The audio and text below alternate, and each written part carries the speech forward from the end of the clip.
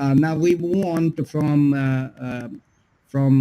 I think it was Colombo. Now we move on to Saudi Arabia.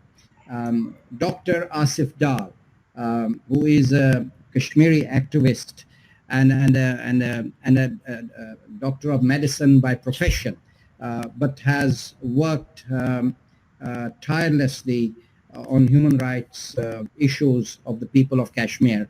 And obviously, I think he will be in much more powerful position to describe us how Kashmiri youth are suffering, even medically, during this COVID-19. Dr. Saab, the floor is yours, please. Thank you very much, Mr. Chairman. I'll directly come to my presentation, inshallah. You can hear me? Yes, we can hear you. Okay, good. So actually, for the sake of understanding, I have just divided the political issue, the scenario in Kashmir, into some small subgroups. Let's start with political deterioration. The youth have been pushed to the wall. 13,000 of them are in jails right now, post August 5. Since we are talking about the COVID, look at the scenario in Kashmir. In the last month of April, 30 youth have been killed by the Indian occupational forces and only 8 have died up to now since the corona came. Now the worst case scenario which is coming up, they are labeling the civilians as militant associates and then brazenly killing them. A 14-year-old child, namely Muhammad Hazim Butt, was killed in cold blood on 4th of May, initially dubbed as a militant. Later on, it was found that he was a mentally challenged child who was killed in cold blood. And to add to the insult of the family, the body was denied to the family. It was buried somewhere 30 kilometers away from the hometown. The other human rights violations which are going right now so brazenly are the return. They are not returning the dead bodies of our freedom fighters to the families under the garb of COVID-19.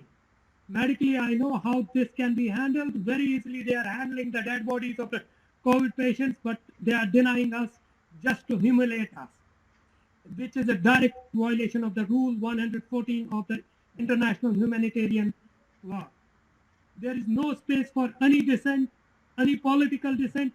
Whosoever talks is either arrested or an FIR is lodged and he is put behind the bars in the name of law and order and anti-national activities. Look at the press freedom in Kashmir. An international award-winning journalist, Asif Sultan, is behind the bars still for a story he did somewhere back. Masrat Zahra, Gawhar Gilani, Pirzada Ashik are the 3 other names which have been slapped. The FIR as well as the Anti-Terrorist Act has been slapped on them. Even with all these restrictions, our 2 great photojournalists, Dar Yassin and Mukhtar Khan, have pulled the prestigious Pulitzer Prize just 2 days back and giving us a ray of hope and honest and truthful journalism in Kashmir. Look at our economy. The economy, it's not the military siege post-August 5 in Kashmir. It's the economic siege as well. The biggest industries of Kashmir, the apple industry, the tourism industry has been devastated, leading to a loss of 1.1 billion US dollars. Small businesses have been marginalized. Kashmir has been pushed into misery and poverty. The internet ban and communication shutdown has been used as a weapon of war in Kashmir. As of now, right now, when we are talking about Kashmir, the people of Kashmir have been put under internet ban and even the mobile calls are not allowed because the brave freedom fighter Muhammad Riaz Naiku has been killed by Indian occupational forces today and you cannot communicate to Kashmir right now. Considering the pandemic of COVID-19, 4G has never been established in Kashmir. This is not only illegal and immoral, it's absolutely criminal to the core.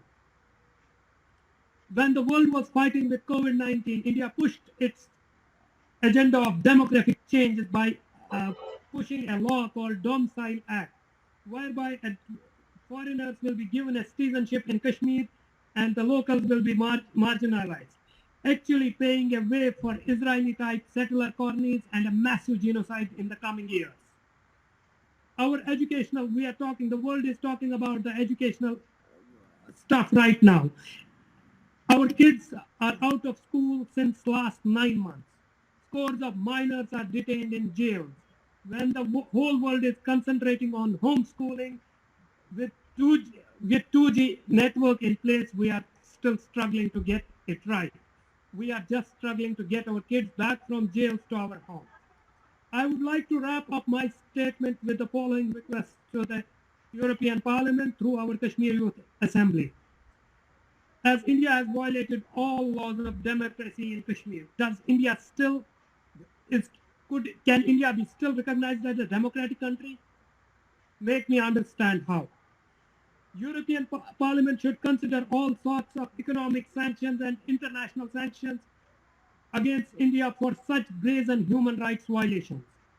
There should be a thorough workup done to recognize RSS a terrorist organization and immediate international ban put on Prime Minister and Home Minister of India for normalizing fascism and war crimes in Kashmir, not only in Kashmir but all minorities in India. We demand an immediate removal of the military siege and communication blockade in Kashmir. Kashmir is an unfinished agenda of British colonialism of 1947. We deserve the right of self-determination at an earliest, before the massive genocide takes place on ground. Thank you very much, Chairman. I complete my statement here. Thank you, Dr. Dar, for your wonderful contribution. There are